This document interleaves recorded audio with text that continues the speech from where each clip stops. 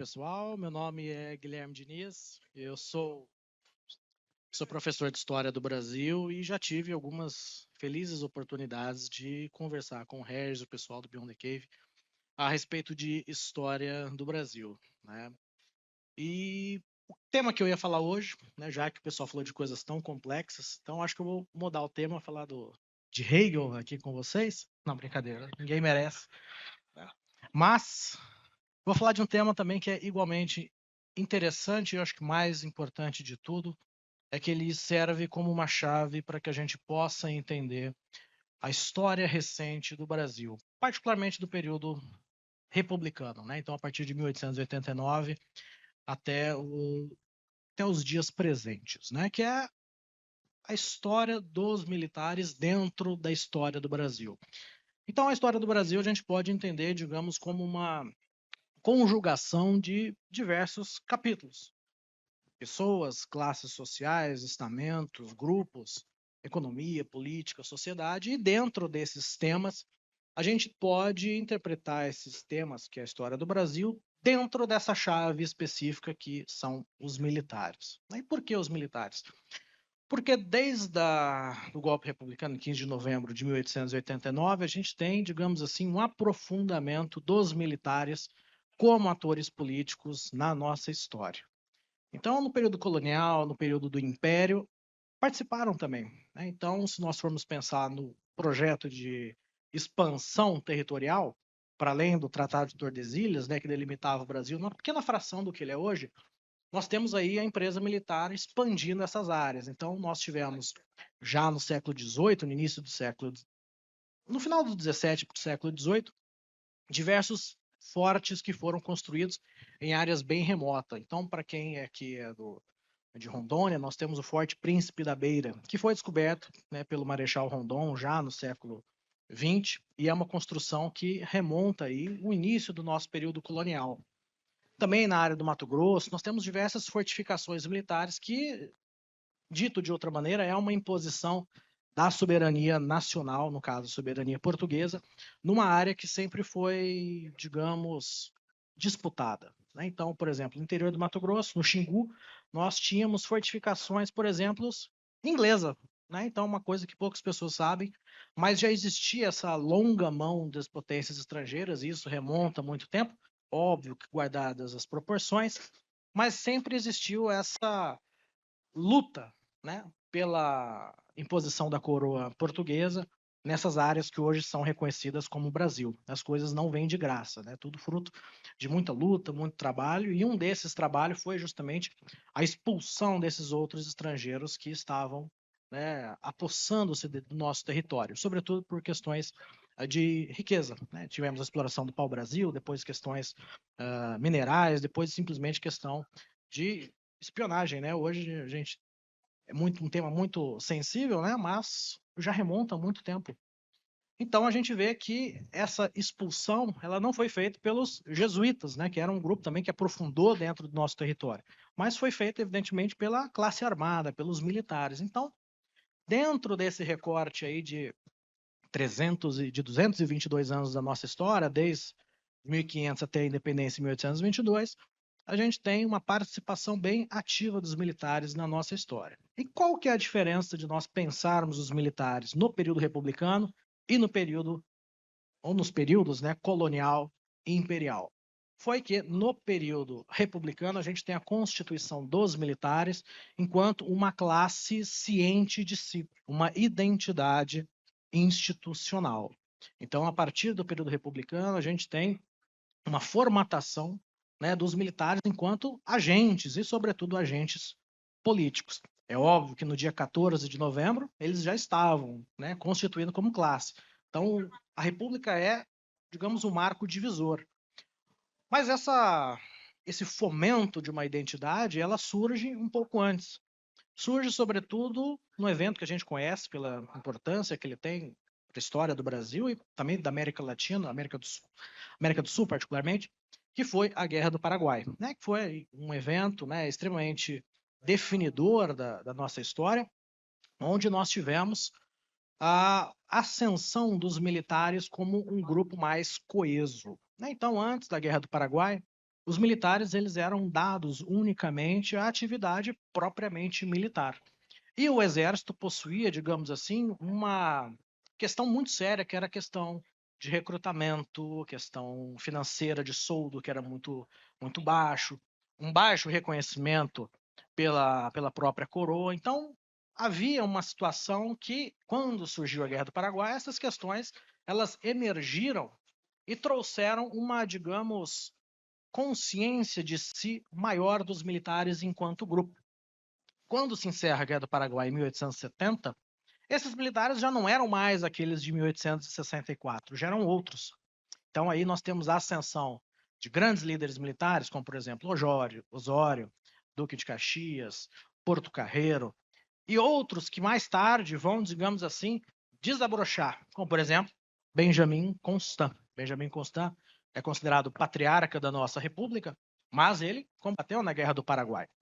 E toda essa geração, quando retorna, né, do Chaco Paraguaio, se encerra os conflitos, ela pensa da seguinte maneira: ora, pois, a gente combateu durante 4 anos, né, a um custo altíssimo, né, então Deodoro da Fonseca, por mais resguardos que a gente tenha a sua participação política, ele foi, sem sombra de dúvidas, um herói nacional. Ele perdeu 3 irmãos, ele combateu durante toda a guerra, né, pagou um custo altíssimo, né, a sua participação.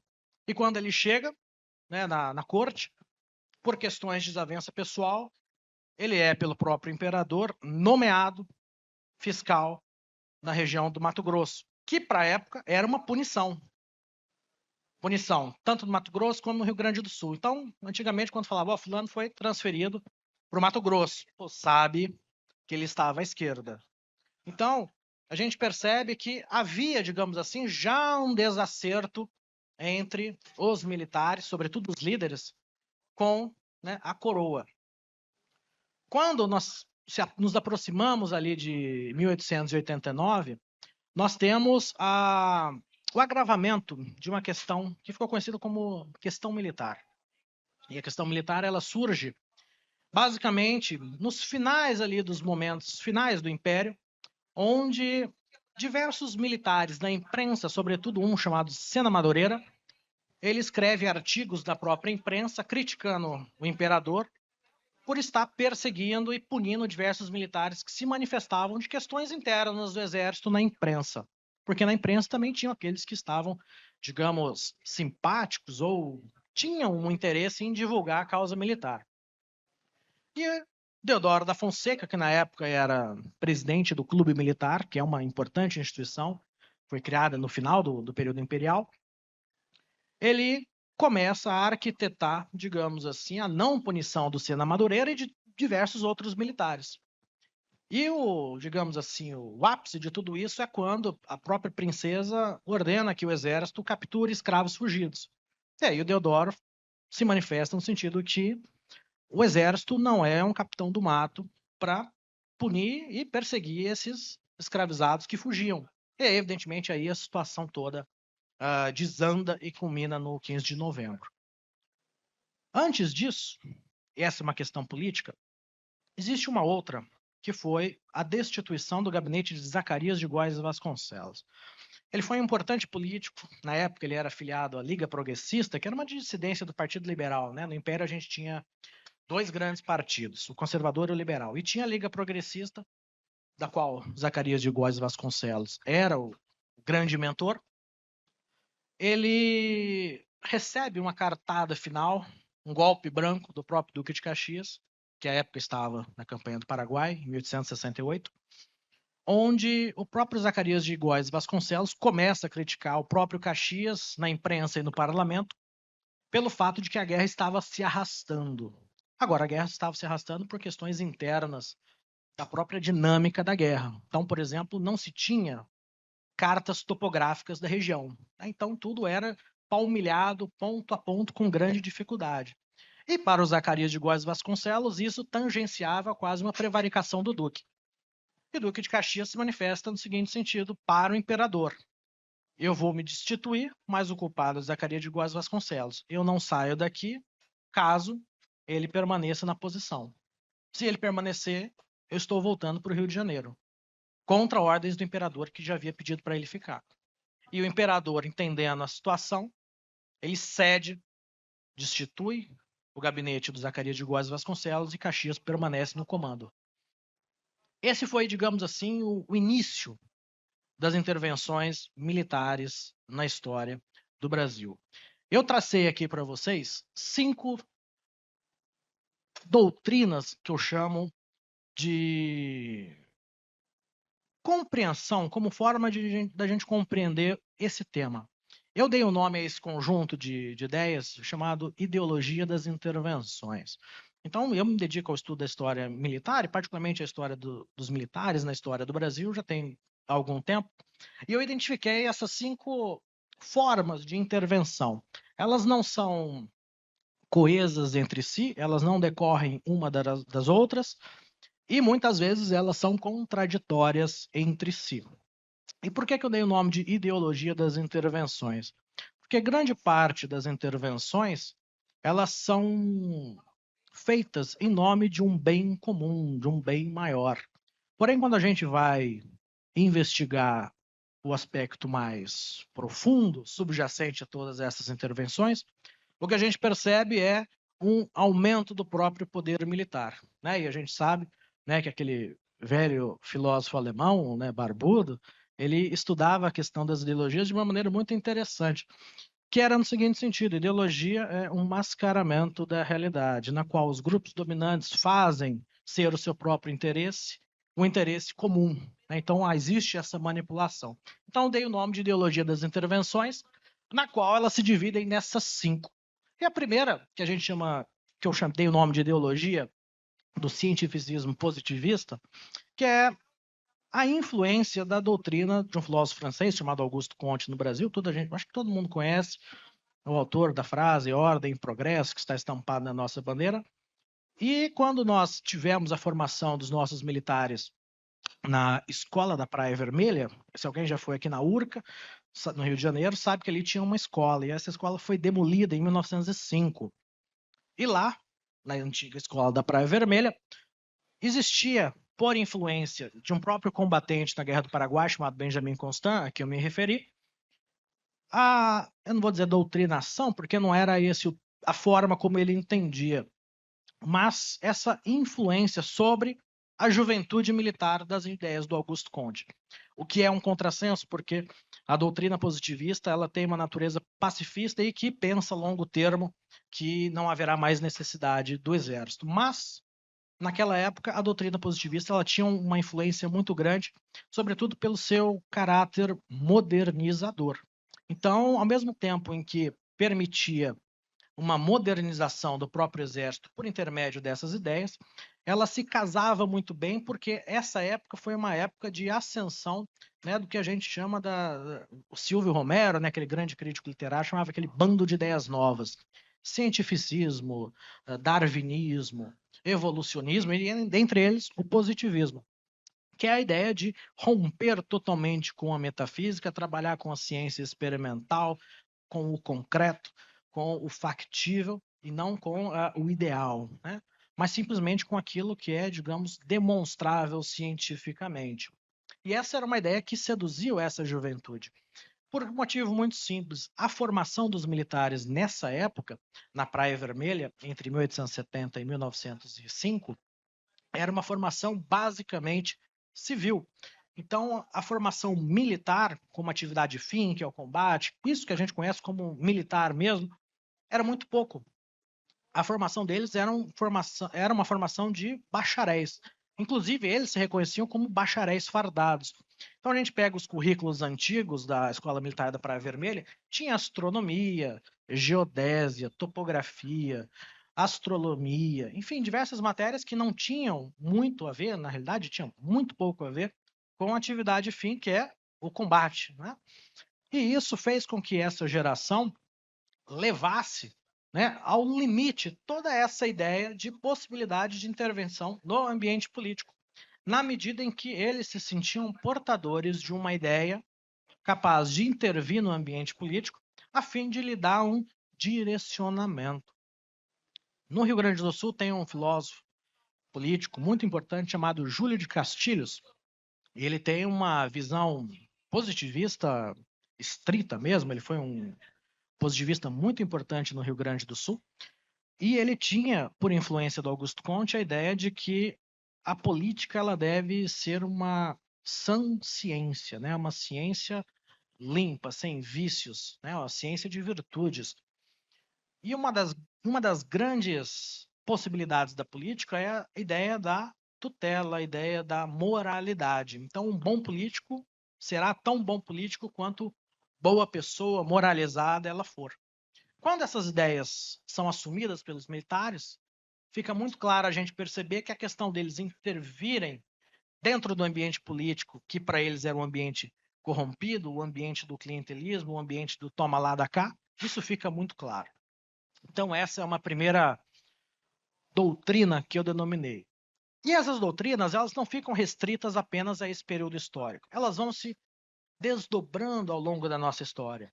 Às vezes de maneira mais evidente, às vezes de maneira mais dissimulada, mas ela está presente, inclusive, nos dias de hoje.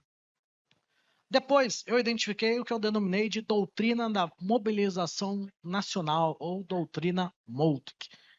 Quem que é Moltke? O Helmut von Moltke ele foi um importante general do exército prussiano no período de reunificação da Alemanha, ali no período do Bismarck, e ele tinha a percepção, e isso é uma percepção muito prussiana, na qual o exército ele tem um entranhamento social muito grande, na qual exército, forças armadas e sociedade se confundem, é uma coisa muito própria deles, é uma sociedade civil quase militarizada, né? E a gente sabe qual foi o resultado disso. Mas no período da unificação alemã, a ideia do Helmut von Moltke era a utilização do exército para o desenvolvimento nacional. Então, utilizar as próprias forças armadas, os seus recursos, tanto pessoais, né, desde soldado até general, e os seus equipamentos, máquinas, etc., para desenvolver o próprio país. Estradas, infraestrutura, barragens, enfim, o Estado estava nascendo. E para ele, as Forças Armadas, dada a sua capilaridade, dada o seu poder, seria um instrumento ideal para isso. E o que ele tem a ver com a história do Brasil? Em 1910, ah, em 1910, o ministro da Guerra era o Hermes da Fonseca, que depois seria presidente da República.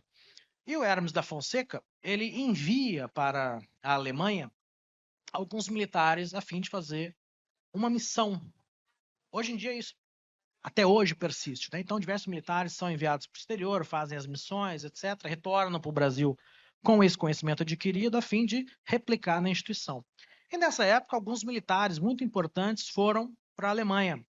Nomes importantes: Bertoldo Klinger, que depois combateria na Revolução de 32, Euclides Figueiredo, que é o pai, né, do Figueiredo, presidente, e diversos nomes que vão marcar repetidamente a nossa história. Na Revolução de 30, no golpe de Estado Novo, no golpe para destituir o Vargas em 45 e alguns até em 64.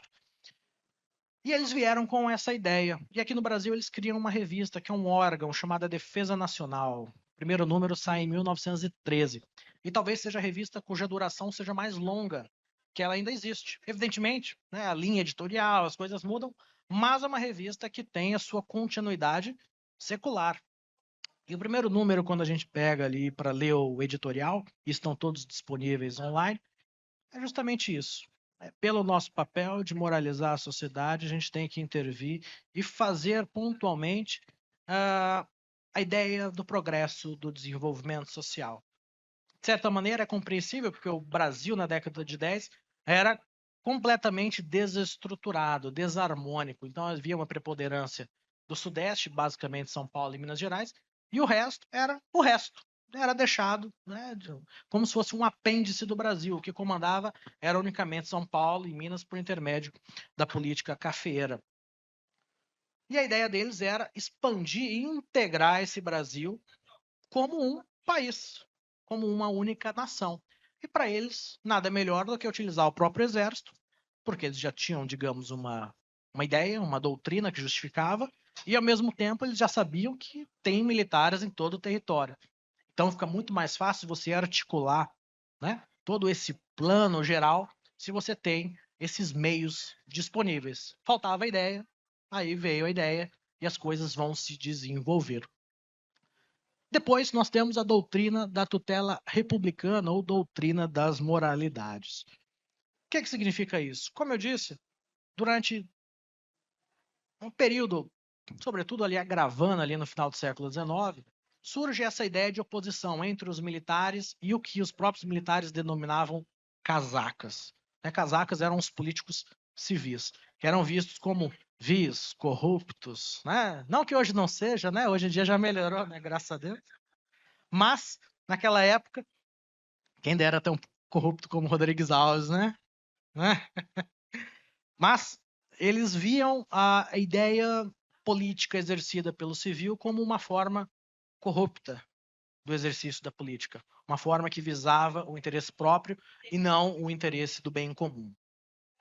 E esses militares, eles se sentiam no dever de intervir politicamente, e se preciso, a mão armada, não politicamente, dentro do parlamento, mas pegando em armas para destituir esses políticos e, de fato, imprimir um caráter moralizante na política brasileira.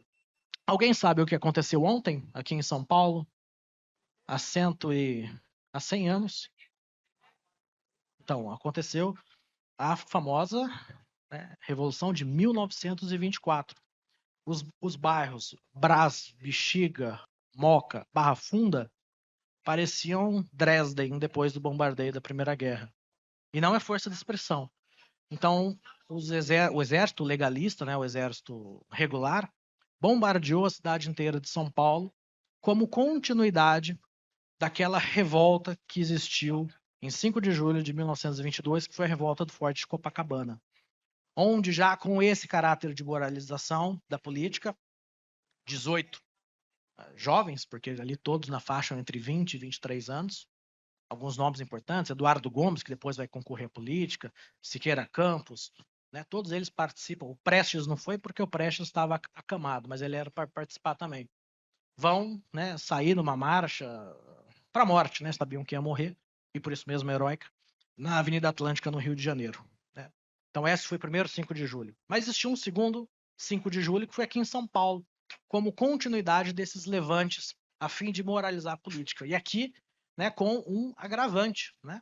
Aqui houve a formação do que eles chamavam na época de batalhões patrióticos. Então, se o primeiro 5 de julho no Rio de Janeiro foi uma revolta, digamos, intramilitar, da própria classe armada, visando, digamos, sem uma preparação, o segundo 5 de julho foi completamente diferente.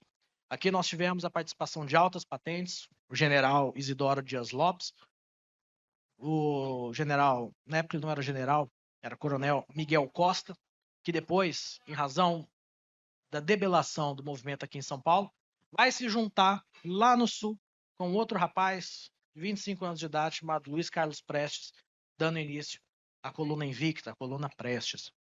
Então vejam como a história ela vai se desdobrando a partir dessas intervenções, como que ela vai ganhando um novo rumo. Mas o fundamental é a necessidade de que nós tenhamos a ideia de que nesses capítulos da nossa história, o Exército fez a sua intervenção enquanto agente político. E é nessa categoria que a gente tem que fazer a nossa interpretação. Depois nós temos a doutrina do anticomunismo instrumental. Por que instrumental? Porque na nossa história, talvez o anticomunismo, ou melhor, a ideia do comunismo, ela seja aquela que mais suscita, digamos assim, um temor, um estranhamento. E o fato é que todos os anticomunismos que nós tivemos, seja um anticomunismo clerical, seja um anticomunismo liberal, seja um anticomunismo de caráter mais fascistizante, como por exemplo os integralistas, o fato é que as ameaças comunistas ao longo da nossa história, elas foram sempre instrumentalizadas. E num motivo muito simples da gente perceber. Porque depois de vitorioso o movimento anticomunista, a luta pelo anticomunismo se encerra. Foi assim em 64, por exemplo. Então a gente tinha o IPES e o IBAD, que eram duas instituições formadas por intelectuais orgânicos ligados ao DN, financiados pelo capital estrangeiro, que passavam e repassavam informações, filmetes no cinema. Então, acho que aqui não tem ninguém da época. Mas quando se ia no cinema, você via, né, antes de começar, aqueles filmes do IPES e do IBAD, né, com todas as caricaturas possíveis e os temores muitas vezes completamente desarrazoados. Quando veio 64, o golpe se consuma e Peso e Bade acabou. Então, qual o grande filme, o grande livro anticomunista da ditadura? Não tem. O que tem é um combate setorial, guerrilha, luta armada, ponto. Mais interessante, por exemplo, quando existe o combate à luta armada, existia, né, os intelectuais vinculados, sobretudo Golbery, vinculados, né, à repressão, e havia uma tendência, como que a gente vai combater esse pessoal? E aí pensava-se, né, vamos investigar a luta, né, anticolonial que está ocorrendo ao redor do mundo, vamos entender quais são os métodos, né, de combate desse pessoal. E aí aparece talvez uma das figuras mais abjetas da nossa história, o delegado Fleury, e ele fala, não, vamos combater igual criminosos normal, e assim foi feito, e assim a guerrilha foi debelada. Então, o combate contra a guerrilha não foi um combate ideológico, não foi um debate contra o comunismo. Foram tratados, né, como marginais e assim foram debelados, foram assassinados. Então vejam que a ideia do anticomunismo, ela surge como um instrumento cujo pano de fundo é completamente outro. O Estado Novo foi a mesma coisa, né? Então existiu o Plano Cohen, né, que foi um documento forjado na época ele era capitão Olímpio Mourão Filho, que mais tarde, em 64, né, volta, né, renasce das cinzas, né, e coloca os blindados em Juiz de Fora, Roma, Rio de Janeiro, no dia 31 de março. Ele escreveu, na época ele era capitão, então ele devia ter lá seus 20 e poucos anos, ele escreve a pedido do ministro da Guerra, que era uma figura, uma eminência parda na época do Vargas, que é o Góes Monteiro, né, porque ele era ministro da Guerra, e leva o documento forjado por Getúlio Vargas e fala, olha, se a gente não der um golpe agora, os comunistas vão tomar o poder e a gente tá fora. Dito feito. Vargas, que não era bobo nem nada, deu o golpe, coloca na ilegalidade os comunistas e os integralistas que eram favoráveis ao golpe. E no dia seguinte, encerra-se a ideia do comunismo. É colocado o PCB na ilegalidade. Aliás, o PCB ele foi criado em 25 de março de 1922. Até a redemocratização em 1985, ele ficou apenas 2 anos e 5 meses na legalidade. Então vejam como que as coisas vão se articulando. E é por isso que o nome é ideologia, porque ela não está trabalhando com a realidade histórica, com a realidade concreta, com a realidade dos fatos. Ela está trabalhando com uma cortina de fumaça, cujo objetivo ou é fazer a política do exército ou utilizar o próprio exército em benefício da própria política, como de fato foi feito em diversas vezes. E, finalmente, nós temos a doutrina da segurança nacional. Talvez vocês já tenham ouvido falar a respeito da doutrina da segurança nacional. No Exército, nós temos diversos órgãos de formação. E a Escola Superior de Guerra, a ESG, é uma instituição que ainda existe. Ela foi criada no final da década de 40, por influência. Ele foi tenentista e depois passa para um lado mais entreguista, que é o Cordeiro de Farias, General Cordeiro de Farias. Ele combate na coluna Prestes, foi um grande militar, e depois envereda por rumos inexplicáveis. E ele, muito por influência americana, do War College, né, que é o colégio de guerra nos Estados Unidos, que forma o alto comando, ele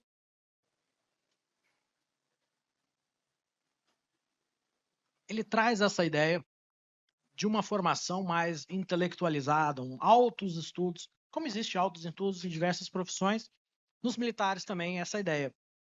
E aí a noção era justamente munir, trazer conhecimento mais acadêmico para esses militares. E a reboque veio a doutrina da segurança nacional, que talvez seja uma das maiores excrescências que a gente tem. Por quê?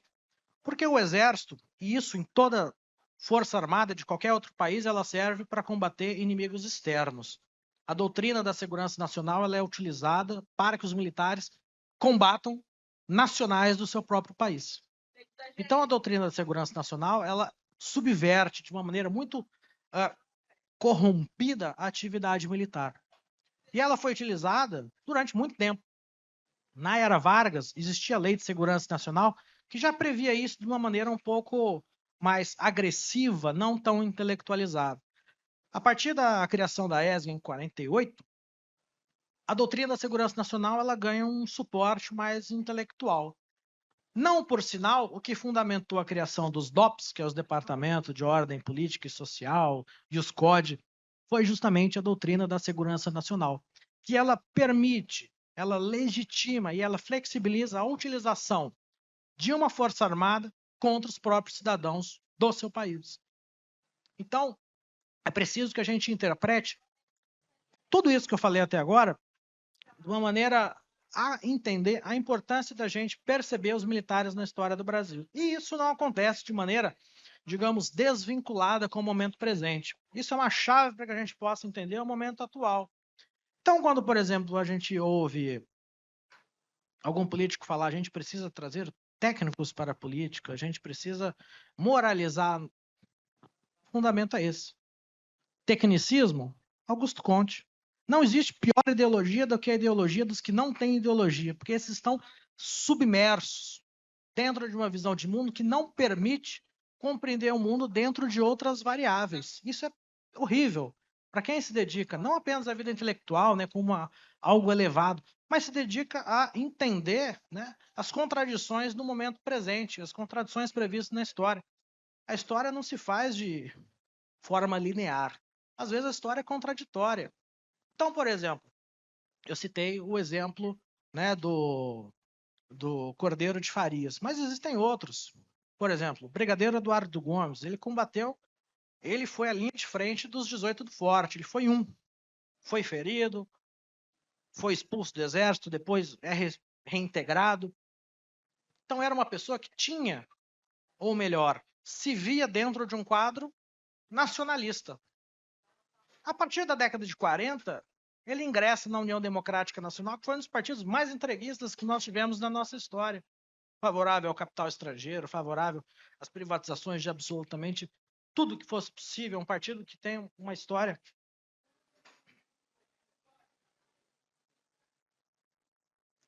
Partido que tem uma história vinculada basicamente ao interesse dos impérios, né? Basicamente o Império Norte-Americano. Lembremos do Carlos Lacerda. O fato é que a gente percebe como que essas contradições elas vão sendo explicadas por intermédio disso. E vejam que não são doutrinas que estão em sintonia uma com a outra. Elas são utilizadas quando convém um ou outro resultado. Então é possível que hoje resgates, por exemplo, a doutrina do anticomunismo instrumental. Beleza. Mas se precisar da mobilização nacional para cavar poços no Nordeste, ok. Então vejam que existe essa relação. E por que eu digo que é importante nós voltarmos a estudar os militares na história do Brasil? E por que esse capítulo é importante? Porque dentro da história republicana a gente teve uma tutela militar sempre presente. E isso não se faz simplesmente por um militar ou outro estar ocupando a presidência da República. É óbvio que isso se agudiza mais, mas é um fio condutor comum. O próprio Lula, né, ele se manifestou no sentido de que não vamos mexer com os militares porque a gente tem que ter o apoio deles. Bom, por quê? Justamente por causa disso. Né? Eu sou militar, mas a gente tem que entender que uma coisa é a instituição ao longo da sua própria história e outra coisa é os interesses da própria instituição.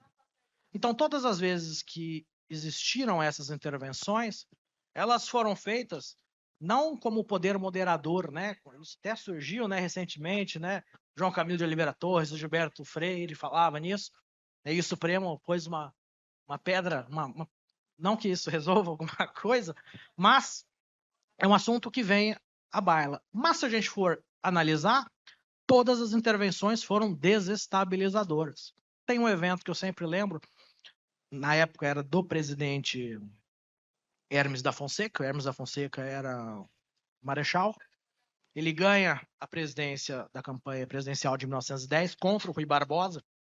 E é fantástico, porque em 1910 nós temos o nascimento, digamos, da política tal qual a gente conhece hoje. Grandes comícios, viagens ao redor do Brasil, a fim de levar, né, o próprio candidato se expressando em praças públicas, encontros, na imprensa. Em 1910 que isso realmente começa, porque é o início dos grandes partidos de caráter nacional e o próprio Rui. O Rui ele tinha essa percepção de que naquele momento era preciso que um civil ocupasse a presidência. Daí o nome da campanha de 1910 ser campanha civilista. Rui perde, alcança o poder o Hermes da Fonseca e, curiosamente, ou melhor, desastrosamente, ele tenta retomar a política do seu tio, que era o Deodoro da Fonseca, que era destituir governadores que ocupavam os cargos de governador, evidentemente, mas que lhe eram contrários. Deodoro tentou, Floriano ele retoma o status anterior, destituindo aqueles que foram nomeados pelo Deodoro, e o Hermes ele busca reavivar essa política, mas numa outra circunstância, porque em 1910 o exército era outro de 1891. Era um exército mais armado, era um exército que tinha se profissionalizado e tinha, sobretudo, mais armamentos. Então a política era muito simples. A Marinha, ele era presidente, então ele manipulava, ele era comandante em chefe tanto da Marinha quanto do Exército, na época não tinha aeronáutica. Então simplesmente você levava homens em frente ao palácio do governador, fundiava a Marinha na costa, grande parte dos estados eram no Nordeste, as capitais, salvo Piauí, né, que é no interior, o resto é tudo litorâneo. E, muito simples, bombardeava a cidade. A Bahia, quem conhece a Bahia, sabe ali que tem a cidade alta e a cidade baixa. Né? Quando você sobe o elevador Lacerda, você sai de frente para... Sai do elevador Lacerda, você tem um arquivo público, que era o antigo palácio do governador. Isso que a gente vê aqui à direita foi totalmente demolido. Demolido, foi bombardeado, né?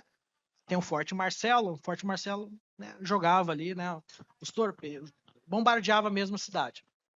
E Salvador ficou praticamente, a cidade alta ficou completamente devastada. O que para nós que somos historiadores é uma tragédia, porque no Palácio do Governador funcionava o arquivo público. Então toda a documentação que nós temos da Bahia relativa ao período colonial foi simplesmente evaporada. Nós perdemos completamente tudo. Tudo que existe relativo à Bahia, que estava presente no arquivo público baiano, foi simplesmente incinerado, destruído. Né? Então a cidade precisou ser reconstruída. E foi assim em diversos outros estados. Em Manaus, por exemplo, também. O Palácio do Governador em Manaus foi bombardeado. Então existe uma noção de que as intervenções militares elas não são feitas para moderar, elas são feitas justamente para desequilibrar o jogo político. E por que que isso acontece? Acontece justamente porque nós ainda hoje não temos definido propriamente qual é o papel das Forças Armadas no Brasil. Existe o famigerado artigo 142, que é a defesa, né, contra inimigos externos e contra a garantia da lei e da ordem. Ponto. Então é muito vago, não existe uma especificidade maior quanto a isso. E haveria essas necessidades de fazer ou uma adaptação para que fosse determinado que as funções dos militares, das Forças Armadas, é uma função eminentemente militar.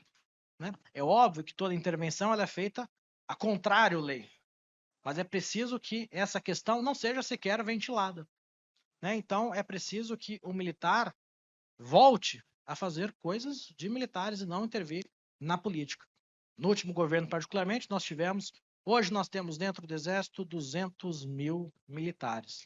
De carreira, 50 mil. No governo do Bolsonaro, nós tínhamos 8 mil utilizados dentro do governo.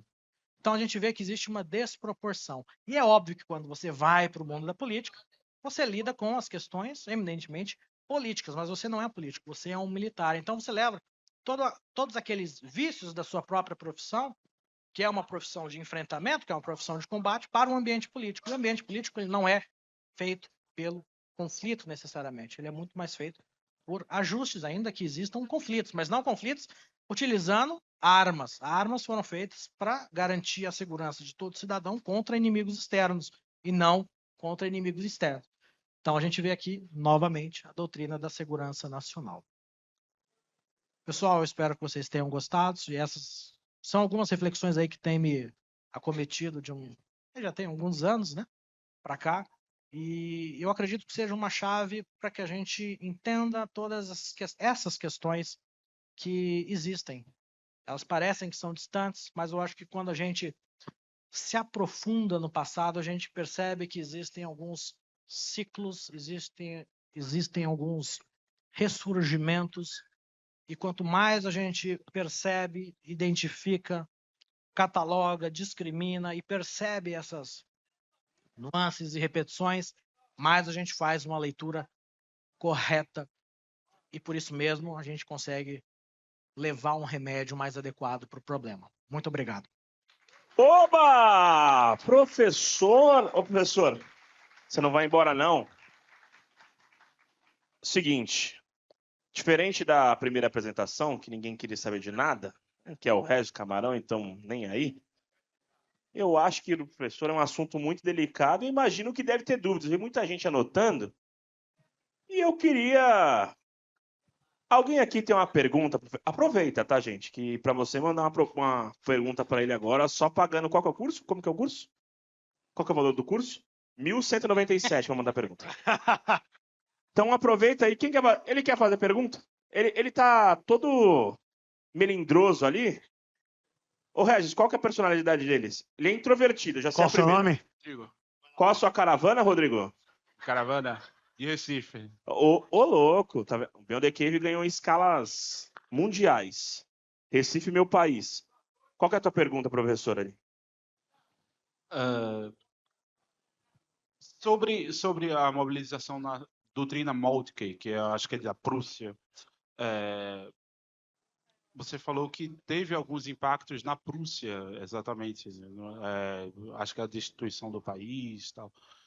Como esse tipo de ideologia também impacta a gente aqui no Brasil e o que poderia ocorrer com o Brasil nesse sentido também, que a gente viu ocorrer na Europa depois da Segunda Guerra, eu acho, da Primeira Guerra, se não me engano.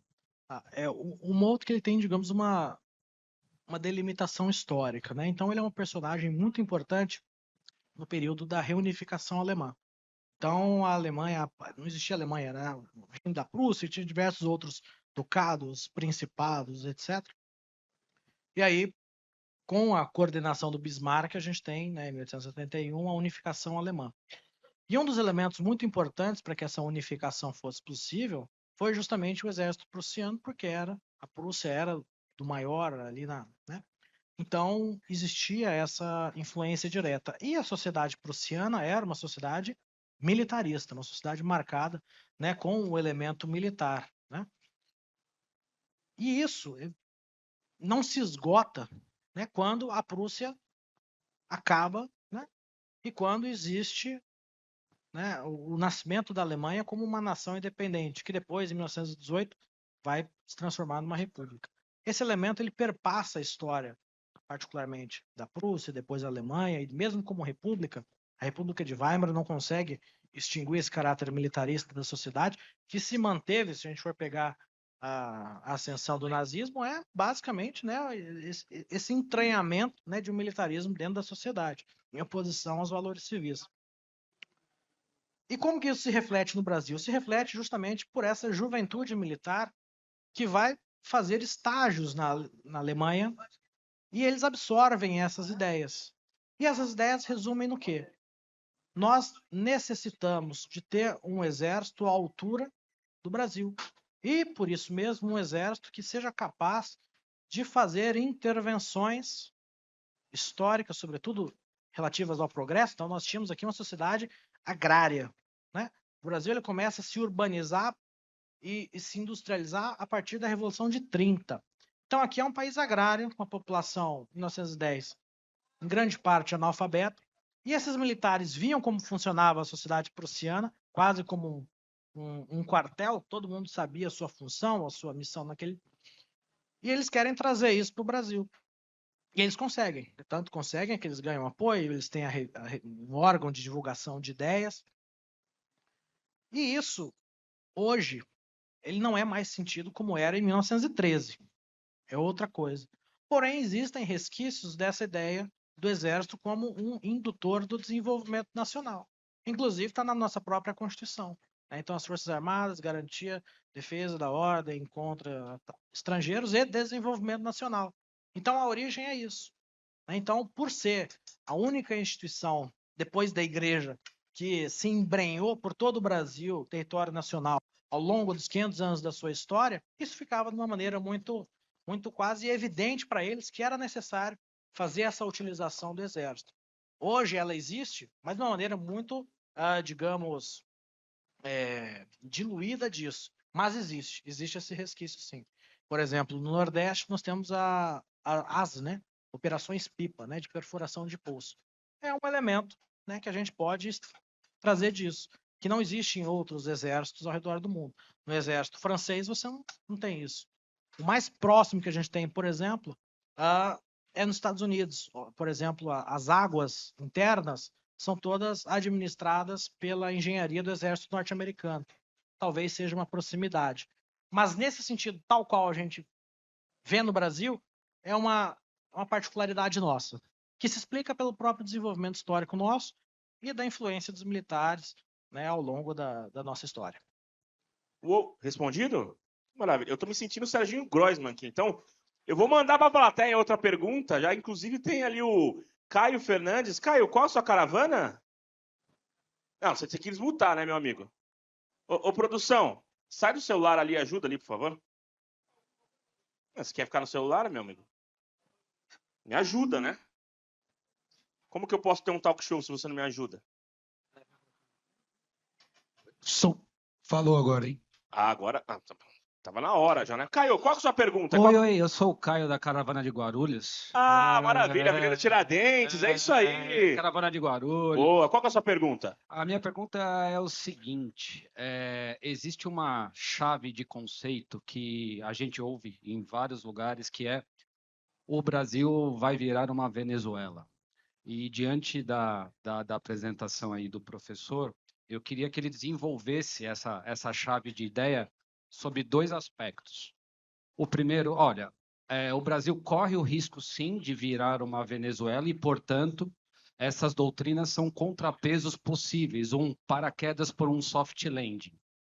Ou não, o Brasil vai virar, essa chave de conceito, o Brasil vai virar uma Venezuela, é um resultado dessas doutrinas aplicadas de uma maneira instrumentalizada. Acho que a primeira consideração que a gente tem que fazer é da própria Venezuela em si, depois da influência, de uma possível influência desestabilizadora dentro da política interna nacional. Eu acho que convém aqui a gente falar basicamente da segunda, que é como que possivelmente um governo venezuelano ou uma ideia bolivariana de uma pátria grande poderia influir, né, na política nacional. Eu, particularmente, não vejo como uma ameaça, né, a venezuelano. Talvez para os franceses seja mais sensível, mas para o Brasil eu não acredito que exista uma influência determinante geopolítica na política nacional, né? Sobretudo por questões orçamentárias.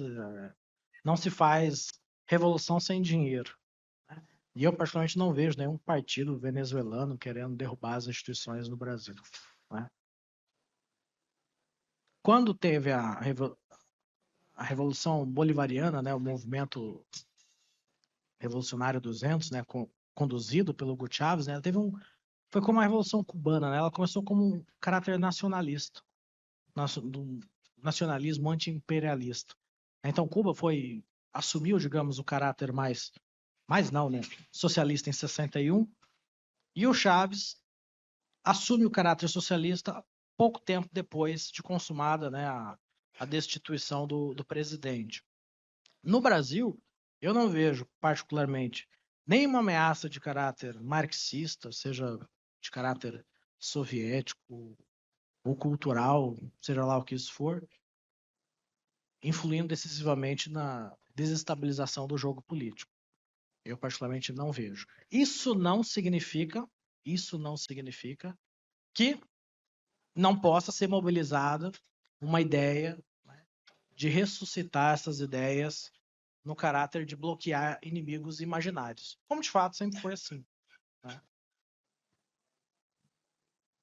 Obrigado, professor. Respondido, Caio? Agora a pergunta é, professor, resumindo tudo que o senhor falou, a gente pode ficar tranquilo que a gente vai pagar 5 mil reais num rolo de papel higiênico, tá correto? Então, perfeito, isso é bom. Perguntas? Eu acho que você tem uma pergunta, não tem? Eu sabia, eu estava olhando para você. Peraí.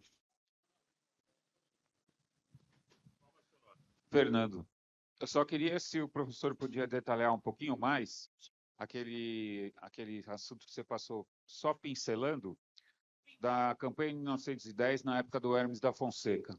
Queria saber um pouquinho mais de detalhe, porque eu desconheço o assunto. Perfeito. Uma das grandes características da nossa república foi ela ter nascido de um golpe militar. Então, entre os militares, existiu sempre uma ideia de que a república é coisa nossa e como coisa nossa deve ser tratada. Então, sempre existiu uma restrição entre os militares com os políticos civis, sobretudo no começo da república. Então, nós tivemos Deodoro da Fonseca, a Constituição em 91, depois Floriano Peixoto e depois o Prudente de Moraes e depois Campos Salles. Então, entre Deodoro da Fonseca e o fim do mandato do Prudente de Moraes, nós tivemos sérios conflitos entre os poderes civil e os poderes militar, porque não havia, digamos assim, um equilíbrio ainda definido entre um e outro. Apenas com a política dos governadores do Campos Salles que os militares são afastados dos assuntos políticos, a muito contragosto, retornam aos quartéis, e que é quando nasce a República Oligárquica. Então, aquela República da Espada, ela fica no passado, mas ainda fica um germe dormente. Passam-se as presidências, em 1910, ressurge os militares sendo representados pelo Hermes da Fonseca. E o Hermes da Fonseca, ele não era, digamos assim, apesar de ele não ter a empatia do tio dele, o tio dele era uma pessoa muito carismática. Toda a biografia que a gente lê, ele era uma pessoa muito dada a piadas, era uma pessoa expansiva. O Hermes da Fonseca, ele não tinha toda esse aplombo, né? Era uma pessoa mais recatada. Porém, ele era uma pessoa muito respeitada. E por angariar muito respeito dos militares, ele conseguia conduzir os interesses do exército para os rumos que ele desejava. Existiam algumas fraturas, digamos, nessa política da República Velha, que vão demonstrar que as situações entre civis e militares, elas não estavam ainda totalmente solidificadas como o Campos Salles pensava.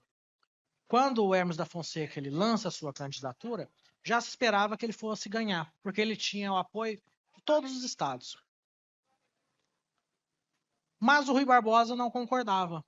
Ele pensava, pô, nós tivemos problemas no Deodoro, nós tivemos problema em Floriano, e problema não era porque ele fez um Twitter mal criado, né? Eram problemas reais. Então, por exemplo, quando teve a revolta federalista, que teve participação da Marinha, o Floriano Peixoto cortou 2 anos os soldos da Marinha, então a Marinha ficou sem receber. Não apenas recurso financeiro, mas soldo. Então as pessoas trabalhavam, tinham que se dedicar a outros afazeres. Então era esse nível de problema. E para o Rui Barbosa, isso era um retorno a um passado que já precisava ser superado. E mesmo sabendo que ele iria perder, de uma maneira muito heróica, né, muito abnegada, ele lança sua candidatura, só apenas com o apoio do PRP em São Paulo. Agora, todos os outros partidos, Partido Republicano da Bahia, Partido Republicano Mineiro, apoiavam o Hermes da Fonseca, que já recebia o apoio, e isso era quase um sinal de vitória, do presidente em exercício, que era o Epitácio Pessoa. Então, quer dizer, ele lança uma candidatura natimorta, que ele sabia que ia perder, mas ele vai até o final. E mesmo assim ele tem uma votação expressiva. E quando o Hermes da Fonseca ele ascende o poder, ele fez tudo aquilo que realmente se esperava que ele fizesse. Destituiu os governadores, utilizou o exército para fins privados, porque isso não era interesse público destituir governador de lugar nenhum, né? Então ele tem essa perspectiva. Tem um cientista político que eu gosto muito, chamado Oliveiros Ferreira. E ele faz uma distinção fundamental para que a gente compreenda como que o Exército funciona como instituição. E ele é o autor desse termo. Antigamente, apesar de ele ter falecido há pouco tempo, ele foi o criador dessa expressão, partido fardado. A gente fala muito partido fardado, é uma expressão que, né, perdeu, digamos assim, o sentido originário. E ele criou essa expressão com o sentido de que dentro do Exército existem elementos, digamos, mais rebeldes, mais contrário à legalidade, que para impor a legalidade passam por cima da lei. Então, quando a gente vê, por exemplo, o ato institucional número 1, alguém já se deu o trabalho de ler o ato institucional número 1? Eles falam justamente o seguinte: olha, nós estamos rompendo a ordem constitucional para que a Constituição continue em vigor. Quer dizer, é um ato, é uma completa inversão da realidade. E esse partido fardado, ele tem esse caráter. Não é um partido, evidentemente, formalizado, mas é, digamos assim, uma sintonia, é um interesse. E qual que é o inimigo do partido fardado? Não é o político civil. É o que ele chama de estamento militar. Então, quando as pessoas falam, não, precisamos fortalecer o poder civil para acabar com o poder militar. Não, tem que favorecer o estamento militar. O que é o estamento militar? São aqueles militares que estão realmente ligados à estabilidade constitucional. Normalmente são militares mais antigos, e quando eu digo de alta patente, que controlam o partido fardado. Às vezes a relação é complexa. Por exemplo, Costa e Silva era do partido fardado. Então ele empurra o estamento para fora. Ele vence o estamento militar. O estabelecimento, perdão. Ele representa a face, digamos assim, mais insubmissa. Ele detestava o Castelo, apesar de ser um dos condutores do processo do golpe de 31 de março. Castelo representava, dentro daquele contexto, o estabelecimento militar, que, a contragosto, teve que seguir a marcha do acontecimento. Mas ele nunca foi favorável, por exemplo, a essa completa anarquia que o Costa e Silva começou, sobretudo com o AI-5.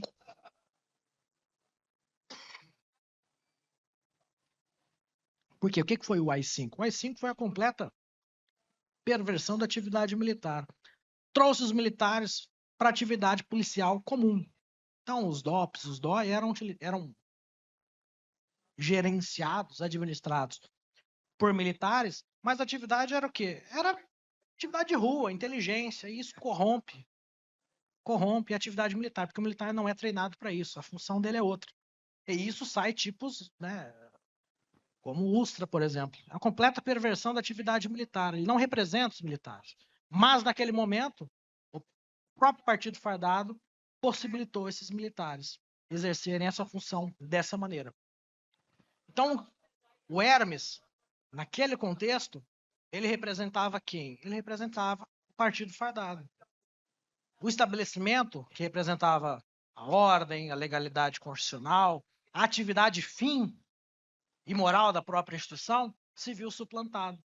Por quê? Porque já tinha perdido completamente a mão da situação. Então, Hermes talvez seja um dos principais presidentes que a gente tem para estudar e aprofundar o governo, porque, digamos, ele é o germe da má intervenção militar ao longo de toda a nossa história republicana. Bolsonaro é, guardada as devidas proporções, uma cópia mal acabada, uma releitura incompleta do fenômeno Hermes. Um populismo barato, uma utilização instrumental e pessoalizada das Forças Armadas. Então, a forma como ele se referia aos militares era o meu exército. Não, o exército é da nação. E ele tem uma responsabilidade para com a nação. Não é com ele. Ele é o comandante em chefe. Mas a missão militar, ela transcende os governos. Ela é uma função de Estado. E o Hermes é o primeiro que inaugura, efetivamente, de uma maneira muito cirúrgica, clínica, e que, infelizmente, ainda existe, dessa instrumentalização. Tanto é que a revolta do Forte de Copacabana, quem era o comandante? Euclides da Fonseca, filho do Hermes da Fonseca. Então ele se viu no direito de intervir politicamente, com armas, para que ele pudesse tomar conta de uma situação política que não era problema militar. Isso era para ser resolvido ou no parlamento ou dentro do próprio exército. Respondido? Oh, maravilha. Muito O professor, pergunta? Não, queria agradecer o Gui, porque, pessoal, vocês têm que seguir o Guilherme aí nas redes. Qual que é o teu arroba, professor? Brasis? Brasil Brasis. Brasil. Arroba Brasil. Quem não segue, já começa a seguir. Né? Acho difícil quem tá aqui não seguir, mas você que tá de casa aí acompanhando, Brasil. Quem gosta de uma boa biblioteca, meu velho, vai lá e veja a biblioteca do professor, que é a mais bonita da internet. É isso aí. É sensacional. E falou para quantos volumes? Ah, já sei.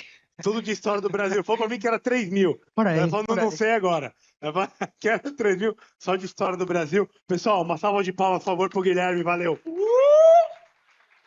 Espero ter falado demais. Boa. Vocês viram que falar em militar, ele já quiser aplicar o golpe em mim, né, professor? Já tomou meu lugar aqui, tá vendo? Não é isso. Eu vim te ajudar. Eu falo, mas eu me aplico também. A gente tá precisando de um regime militar.